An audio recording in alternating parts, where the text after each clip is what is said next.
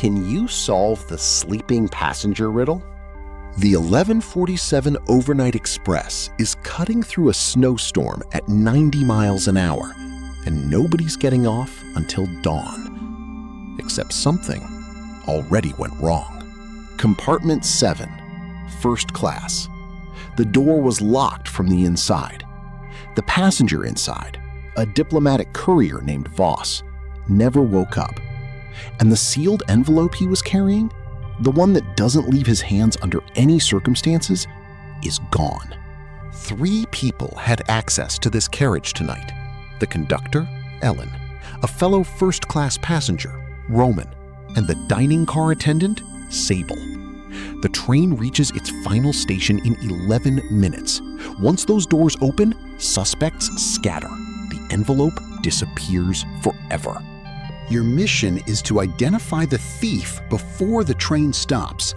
Pause here if you want to solve it yourself. The clues come next. Here's what you know. Every door in the first-class carriage runs on an electronic keycard system. Every single entry, every time a door is opened from the outside, is logged automatically in the train's central record. The log cannot be edited. It cannot be deleted. It timestamps every access to the second. That night, the keycard log recorded 3 external entries into compartment 7.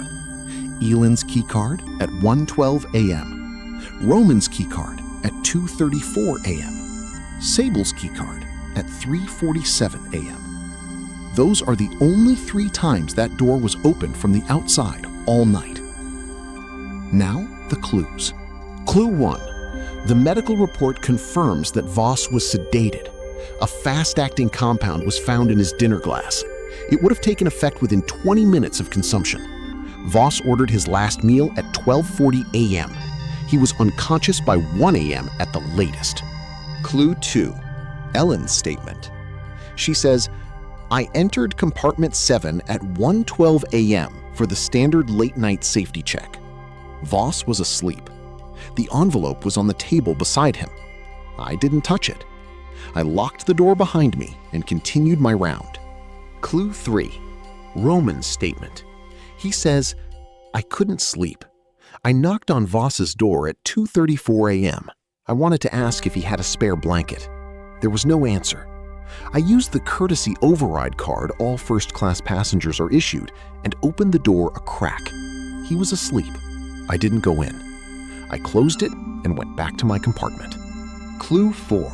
Sable's statement. She says, "I entered compartment 7 at 3:47 a.m. to collect the late dinner tray. The envelope was already gone. I saw the empty table, got scared, and reported it immediately." You have a keycard log, a sedation window, and 3 testimonies. The log doesn't lie. Someone does. Here's where most people get it wrong. Sable entered last. She's the one who reported it missing. She found the empty table and raised the alarm. That makes her the obvious suspect, the last one in the room before the discovery. Easy target. But go back to clue 1. Voss was sedated by 1 a.m. at the latest.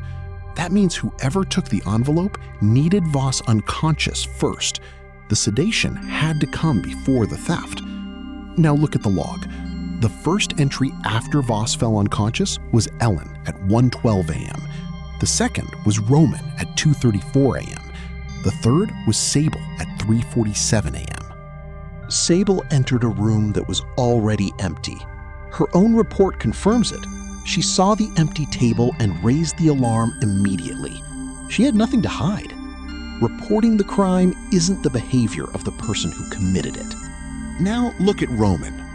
Roman says he used a courtesy override card, the card all first-class passengers are issued, to open the door a crack. He says he didn't go in. He says Voss was asleep and he saw no reason to enter. But here's the problem. The keycard log records external entries. An entry means the door was opened. Roman's card opened that door at 2:34 a.m. Fully, completely. The same as any other entry in the log. Not a quack, an open door. And Roman knew Voss was a diplomatic courier. They'd been in the dining car together earlier that evening. Roman had seen the envelope. He knew what it was. He sedated Voss's drink during dinner service. He waited until Voss was fully under. He entered at 2:34 a.m., took the envelope, and returned to his compartment.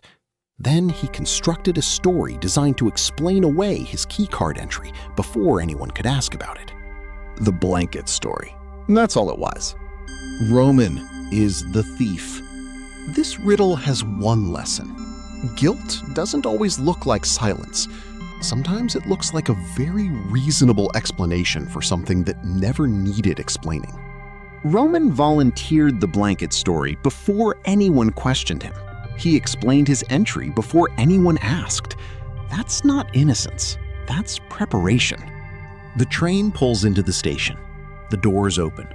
Roman is already reaching for his bag. But the keycard log got there first.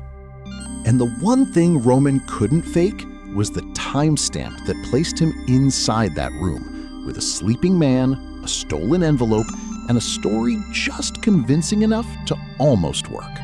If you got it right, drop it in the comments. If you didn't, now you know what to look for next time. If you like video like that, give me a like, a subscribe, and comment. Thank you for watching.